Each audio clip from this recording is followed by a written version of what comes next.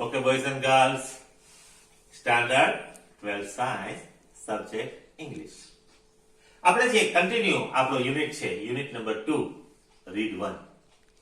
અનફોરગેટેબલ Walt Disney. Disney શબ્દ વોલ્ટને ઓળખીએ કે ન ઓળખીએ, પણ ડિઝનીને તો ઓળખીએ છીએ આપણે.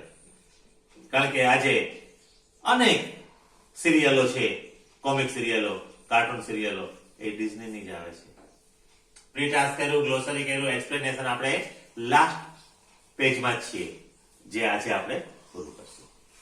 તો આપણે લાસ્ટ એપિસોડની અંદર જોયું કે ડિઝનીલેન્ડની અપ્રતિમ સફળતા જેને કહે, બ્રાઇટ સક્સેસ જેને કહે, એવી સફળતા મળી, પણ વોલ્ટને ચેન્જ ના કરી શકી. એ તો એ ધૂની માણસ છે, બાળકો જેવું વિચારે છે એવું જે પોતે વિચારે છે, ને બાળકોની જેમ જ એ એમ્યુઝમેન્ટ પાર્ક જેને કહે, ડિઝનીલેન્ડ કહે. ડિઝનીલેન્ડ આજે વર્લ્ડની સૌથી વધુ ટર્નઓવર ધરાવતી કંપની છે. એ તમને ખ્યાલ નહીં હોય. જેમ પેપ્સી, કોકાકોલા છે, એમ ડિઝની કંપની જે છે એના કોપીરાઇટ આવક તમે જુઓ તો અઢળક આવકો છે. એ જાયન્ટ કંપનીમાં એનો સમાવેશ છે. જગતની જે જાયન્ટ કંપનીઓ છે એમાં પેપ્સી ને કોકાકોલા ને એની સાથે સાથે આ ડિઝની કંપની પણ આજે પણ કાર્યરત છે. આગળ જોઈએ આપણે કે yet success never change world. સફળતા એ વર્લ્ડને બદલાવી શકે ને. he remained the simplest of men. he remained એ સાદો ને સાદો સરળ માણસ જ રહ્યો, કે જાજોનામાં ચેન્જ નહોતું. કેટલો સરળ હતો. he hated parties. પાર્ટીમાં જાવ તો ધિકારતો, અને મોસ્ટ ઓફ જો પાર્ટી છે રાતે જ હોય, અને ખાવું પીવું નાચવું ને આ બધી વસ્તુ હોય, બરાબર, તો એનાથી દૂર રહેતો. And his idea of a night out was a burger and chili at some little restaurant. અને બહાર કે રાતે જવાનું હોય અથવા પાર્ટી, એની પોતાની પાર્ટી હોય તો કેવી હોય, એક સાદું રેસ્ટોરન્ટ, ત્યાં એક બર્ગર લીલા મરચાવાળા ખાઈ લઈએ, આ એની પાર્ટી. આટલો જગતનો સફળ માણસ જેને કહેવાય, જે ડિઝનીલેન્ડનો સ્થાપક છે, જે જાયન્ટ કંપની છે આજની તારીખે, માત્ર એક બર્ગર અને લીલું મરચું ખાઈ અને એ સાદા રેસ્ટોરન્ટમાં, હાઈફાઈ રેસ્ટોરન્ટમાં નહીં, હોટલ તાજમાં જવું ને શેરેટોનમાં જવું ને. He hated parties and his idea of a night out was a burger and chili at some little restaurant. નાનું એવું.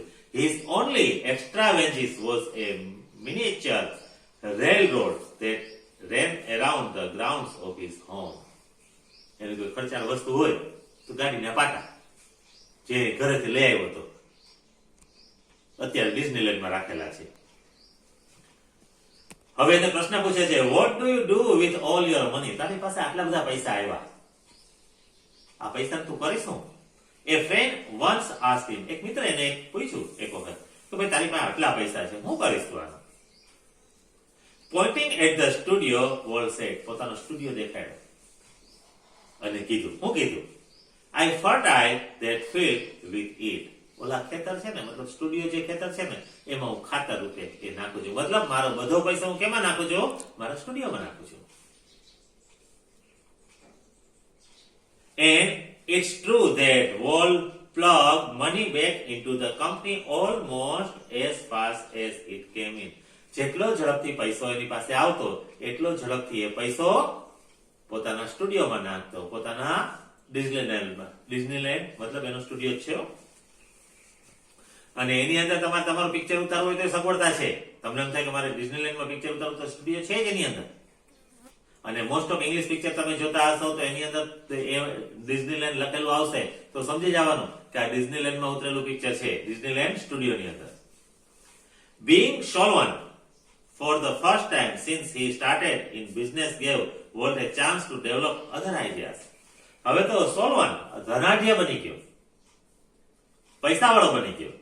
First time since he started in business gave Walt a chance to develop other ideas. પોતાના બીજા જે વિચારો હતા એને સાબિત કરવા માટે, એને પ્રૂવ કરવા માટે એને હવે શરૂ કર્યું. This included the development of mineral kind and alpine, like very high in the Sierra Mountains, A California institute of art, આવી બધી સંસ્થાઓ નાખવા માંડ્યા. For which he donated the land and several millions dollars, and most ambitious of all, $100 million Disney World and City of Tomorrow in Florida. જો આટલું એણે પોતાના પૈસા ડોનેટ કરી અને ઊભું કર્યું. ટ્રેજિકલી, દુર્ભાગ્યે, હવે જો એક સેડ પેરેગ્રાફ શરૂ થાય છે, મતલબ વોલ્ટનો અંત. આટલું બધું ઊભું કરી લીધું છે, ક્યારે પોતાના ફેમિલીને પૈસાની ઘટ તો હું બીજા અનેક ફેમિલીને નિભાવી શકે એટલા પૈસા ભેગા કરી લીધા છે. જગતનો ધનાઢ્ય વ્યક્તિ બની ગયો છે. હવે એ બીમાર પડે છે.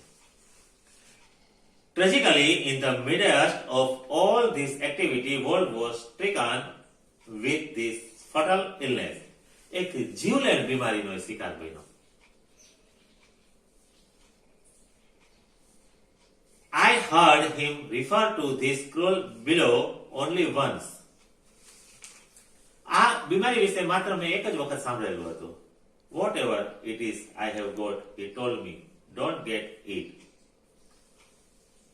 હું ઈચ્છું છું હવે પોતાનો ભાઈ જે રોય છે, રોય ડિઝનીને બોલાવે છે, આ ભાઈને મળવા જાય છે, ખબર પૂછવા જાય છે અને પૂછે છે કે ભાઈ આ તારી તબિયતનું શું થઈ ગયું. ત્યારે વોલ્ટ એને કહે છે કે ભાઈ આ રોગ તને ન થાય એનું ધ્યાન રાખજે.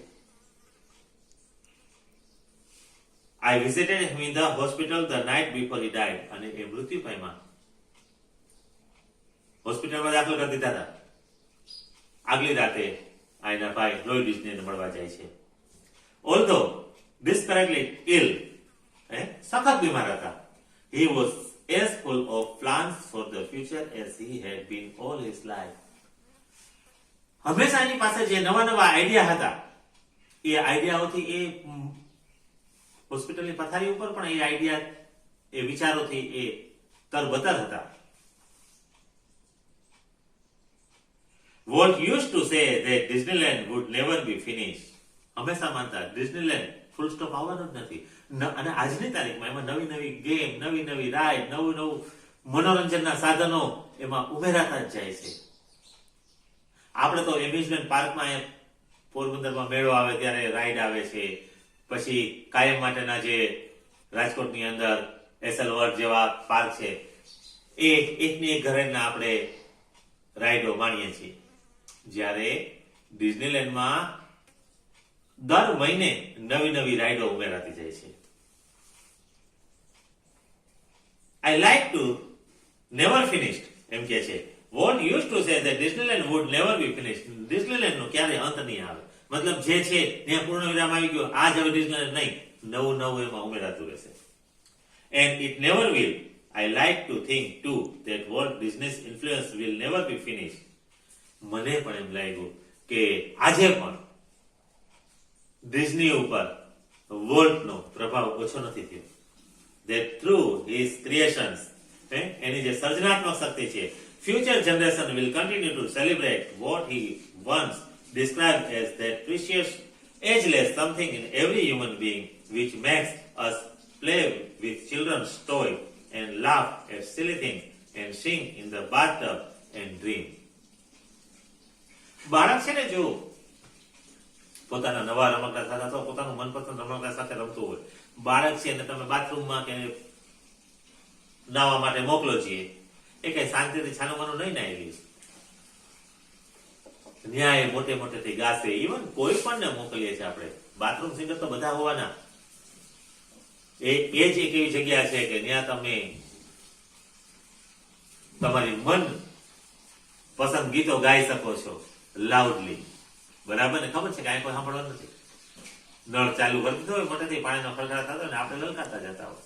બરાબર ને? તો એ જે ડ્રીમ છે બાળકોના, એ ડ્રીમને એ સાક્ષાત્કાર કરે છે. In the bathtub and dream. બાથટબમાં પેડા પેડા જે માણસ ડ્રીમ જોવે, કેટલું સરસ વાક્ય આપ્યું છે. તો આ સાથે વોલ્ટ ડિઝની નો અનફર્ગેટેબલ, કોઈ દિવસ નહીં ભૂલી શકાય. અને એનો કોઈ દિવસ અંત જ નથી. વોલ્ટ ડિઝનીને કાયમ માટે એ અમર થયેલી વ્યક્તિ છે. તમે એન્ટર થાવ તો ત્યાં તમને વોલ્ટની યાદ આવ્યા વગર રહેવાની જ નથી ડિઝનીલેન્ડની અંદર. અને આજે અબજો રૂપિયાનો, કરોડો રૂપિયાનો નહીં, અબજો રૂપિયાનો, તમે કાઉન્ટ ના કરી શકો એટલો એનો પ્રોફિટ છે. જાયન્ટ કંપની છે. તો આ સાથે આપણે અહીં આ યુનિટ પૂરો કરીએ છીએ. ઓકે બોયઝ એન્ડ ગર્લ્સ, તમને હોમવર્ક આપીશ, બરાબર? અને પછી તમારે હોમવર્ક વ્યવસ્થિત કરવાનું છે. યુનિટ 2 રીડ 1 ને 1 ટાઈમ, હવે આખું યુનિટો 1 ટાઈમ રીડ કરવું, બરાબર? આખું યુનિટ હવે રીડ કરો અને ઇમેજિનેશન જેની અંદર છે, કલ્પના શક્તિ છે ને એને જેને સાક્ષાત્કાર કર્યો છે એને ઓળખો. તો okay boys and girls, have a good day.